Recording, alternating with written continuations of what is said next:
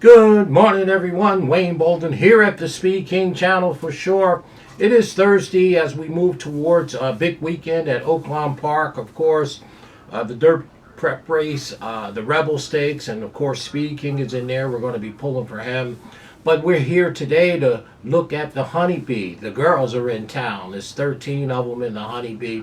Of course, Kentucky Oaks points are on the line. 50 points, 25, 15, 10, and 5. Like that. Full field of 13, right? It is race number 9 on the card. And of course, tip sheets will be available for Oaklawn. I just ask that you get your orders in. It's Thursday, please, really quick if you want them. SpeedKing24 at yahoo.com. Just email me and I'll set up the payment method for you.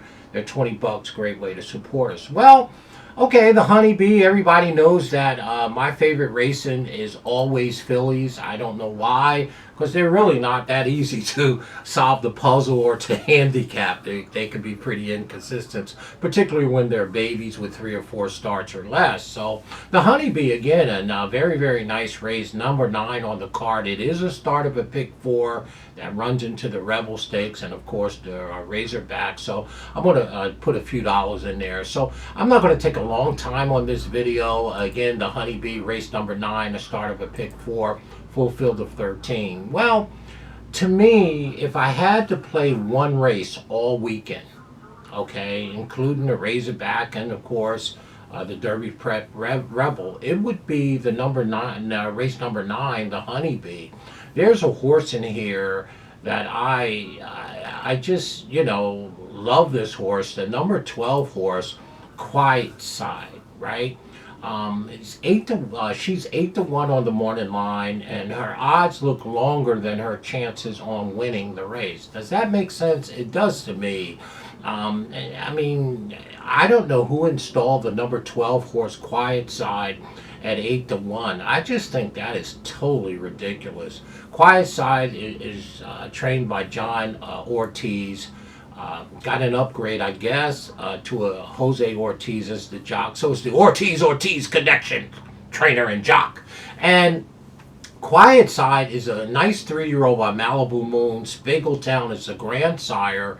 And this one, to me, is sitting on a very, very big race. 1 win from 5 starts, 3 seconds and 1/3. Has always hit the board. And I just, to me, this should be the coming out party for our Quietside, okay? I mean, the post is a little issue. She has enough speed to tuck in around the first turn to be 4th or 5th and not be so wide because, the enemy to horse racing, in my opinion, is ground law. So anytime you're outside of the 8 posts, chances you can lose valuable ground, and you don't really want to do that against very, very nice fillies in their own right. Obviously bred, all of them beautifully, or they wouldn't be in this position for sure. But to me, Quietside, 1 win from 5 starts, made her 3-year-old debut on January 25th in a stake race right here at Oaklawn Park, which was the Martha Washington. She had come off of a 56-day layoff from there, so I kind of think she needed that race. Now, the horse was away, I guess cleanly, but did have some traffic problem with Santana in the yarn. I assume that's why the jock switches here to Jose Ortiz. But this is the second race as a 3-year-old and the second race off of a 2-month layoff. And she did run second by 5 in the Martha Washington, being beaten by Take Charge Milady, who's in this race, the number 6 horse, right? But I just think that the number 12, particularly at 8-1, dictates the value play of the day for me. And like I said, if there's one race out of all 12 or 13 on the Oaklawn card, including the Rebel, this would be the race that I would pick. I would want to bet the number 12 horse. And another horse I got a little opinion about, but the number 12 to me just offers the right value. Second race off the layoff, had some trouble, got a jock upgrade here, speed figures are good. If you look back, the horse broke her maiden in August of last year at Saratoga at first assing at 6 furlong. The next race, her second race of her life, went into the spin away, a grade 1, ran second by a half against Immersive, who is the Godolphin 3-year-old filly now, who's a monster. Came back into Alcibiade in October, grade 1, and ran third again to Immersive, right? So everybody know that that filly that Godolphin has, Immersive, is a very, very nice horse. So this horse went from a maiden special, very first start, into the grade 1 spin away, the grade 1 Alcibiade, and hooked a very, very talented Immersive Godolphin runner. Her fourth start in her life, she came back out of the Alcibiade and went into the grade 2 Golden Rod at Churchill Downs and ran second by 2 to another great filly, Good Cheers, who just won, I believe, last weekend or the weekend before. They turned her out in November 30th, and that's where the 2-month layoff came. She made her 3-year-old debut January 25th, needed that race, and it's coming back now in 29 days. Am I scared of the horse that beat her in the Martha Washington Take Charge My Lady, who's in this race, the number 6? I am not. Take Charge My Lady won the race, but she's picking up 5 pounds off that race. So I'm not really concerned about the number 6 horse, Take Charge My Lady. I want to toss her, and maybe she can run underneath or something, but I don't like her. No shape, no form. She can't spot Quietside 5 lengths on a second race off the layoff. So to me, from just what I see, it looks like she's in great shape. It's a second race off the layoff, and to me, this is our best bet of the day. Okay, the entire card, including the Rebel Stakes. I love Quietside in this spot, particularly at 8-1. Just hope she can navigate. Jose can navigate the 12 post, who, by the way, he's clicking at 21% this year, doing a nice job. Our top pick and top value play and best bet, I would say, would be Quietside. Secondly, here's another horse that really scares me in this race. The number 9 horse, Look Forward. Well, you ain't going to have to look too far forward, because here's your engine, here's your speed. The number 9 horse is another value horse at 6-1. Well, this one will be bounding on the lead, and that concerns me always a bunch, right? Trained by Mike McCarthy for sure. You got Mario Gutierrez here from California. 2 wins from 3 starts and 1 second, has always hit the board. 4th start off of it as a 3-year-old. 4th start in her lifetime, should get better. Did win a race January 5 at Santa Anita, which was the Santa Yana Stakes, and this is a very speedy horse. Okay, stretching out once again to 1:16, 2 back in the Starlet Grade 2 last year at Los Alamitos. Went head to head for 3/4 and ran second. That's always beautiful. Bring her back in 7 furlongs when she made her 3-year-old debut, and they're stretching her out. The number 9 horse, speed is always king, right? Will be on the lead a long way.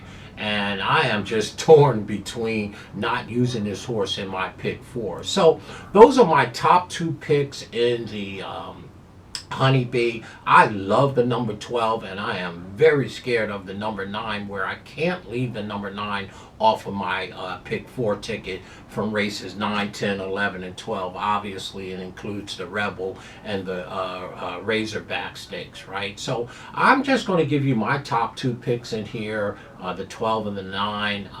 For sure, and the 9 and the 12. I really love the 12 a bunch, and frightful of the number 9 horse. Now, I'm not going to round out a trifecta with a 3rd pick or a super with a 4th pick, but I do want to touch base on the favorite in here. Anytime that you as a public player or handicapper think that the favorite is vulnerable, this is a good time to play a race. And I think in the Honeybee, the number 1 horse, Mahima, one of the, I don't know how you say it, the number 1 is 7-5 on the morning line. To me, that is a clear underlay. Of course, trained by Brad Cox, his band of merry horses. He's got his boy in the arms, Flo. This filly's never done anything wrong. The number 1 horse, 3 starts, 3 wins. I mean, I'm not saying anything negative against her. She's probably going to improve like she has in over her last 3 races. She's out of Munnings. on the back end by Princess Carolina.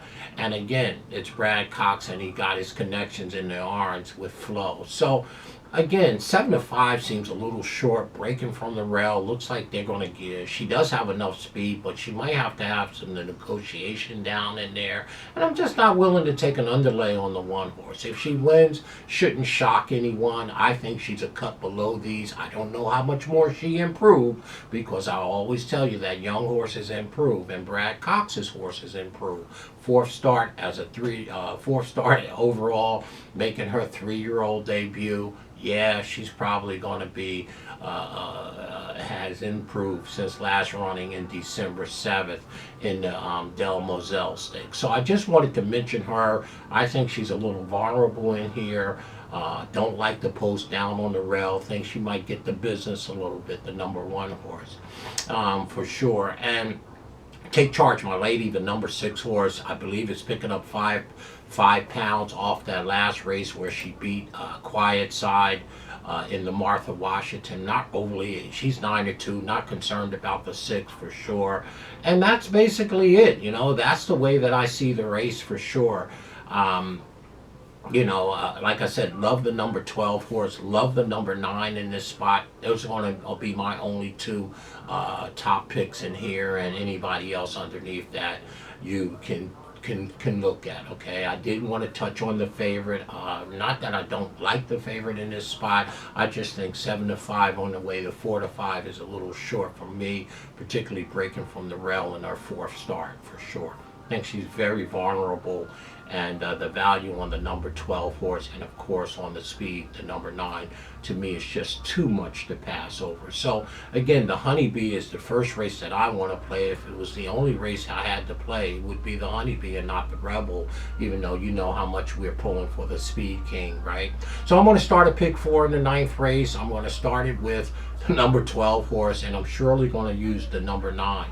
So my top picks in this year's Honeybee is the 12, 9, 9, 12 for sure, with me leaning a little bit harder on the number 12. I just think 8-1 is just a ridiculous morning line on the number 12, and 6-1 on a horse that's going to be bounding on the lead, and the 9 is equally craziness, if you ask. So there it is in the Honeybee. Think the vulnerability is on the favorite on the inside, even though, hey, nothing negative to say about the one horse.